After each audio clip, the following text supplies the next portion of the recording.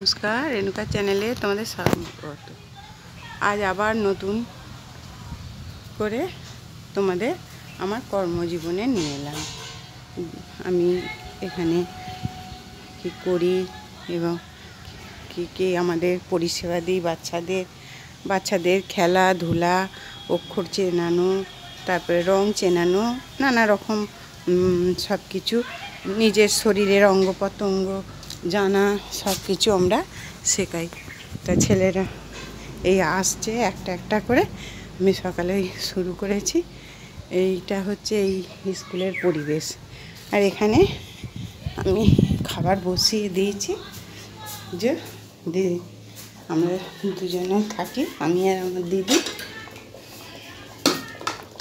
খিচুড়ি আমার হয়ে গেছে, ছেলেরা এবার আসবে, এবার দুজনে বসে বাচ্চাগুলোকে নিয়ে একটু পড়াবো, তারপর খাবার দেবো।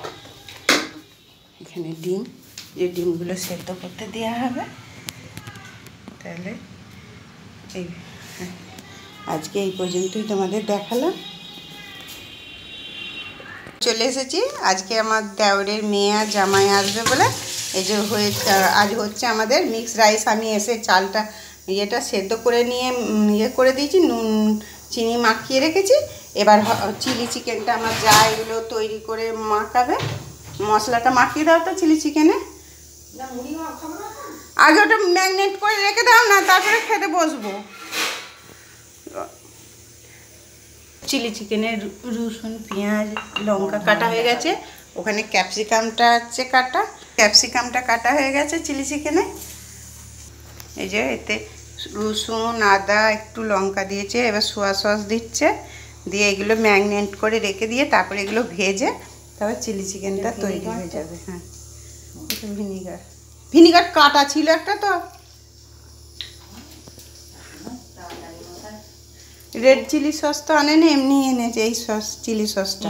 এটা কেমন দেখতে দেখো, এই চিলি সসটা সর্ষের তেলের মতো। আর এটা সসটা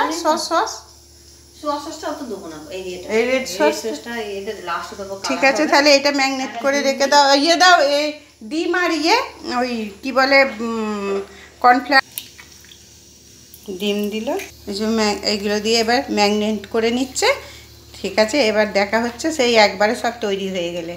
চিকেনগুলো এবার ভাজা শুরু হয়ে গেছে, চারটি ভাজা হয়ে গেছে, আর এই কটা আছে, এগুলো ভেজে এরপর চিলি চিকেনটা তৈরি হয়ে যাবে। আর এখানে নিরামিষতেই করা আছে, রাইসটা হয়ে গেছে তৈরি। এখানে আমাদের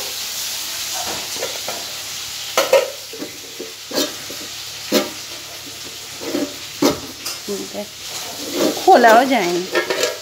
এই যে আমাদের চিলি চিকেন, এই যে রাইসটা হয়ে গেছে, চিলি চিকেনটা হয়ে গেলি যাই।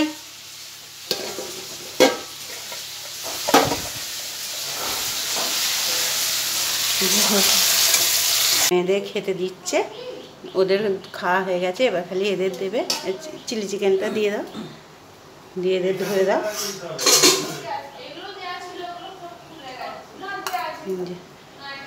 ছেলে মেয়েদের, দুটো মেয়ের। তোমরা দেখবে, সাবস্ক্রাইব করবে, একটু কমেন্ট করবে পাশে। আজকের ব্লগটা কেমন লাগলো বলবে।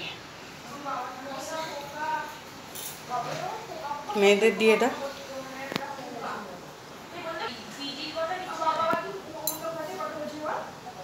তোমরা দেখবে, সাবস্ক্রাইব করবে আর কমেন্ট করবে, একটু পাশে থেকো।